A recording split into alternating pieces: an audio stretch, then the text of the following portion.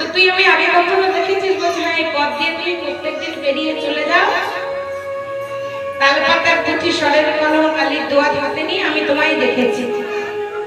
তা আমি তো তোকে দেখিনি। বলে তুমি আমায় দেখবে কি করে? তুমি আমায় আগে তেমন ভাবে দেখোইনি।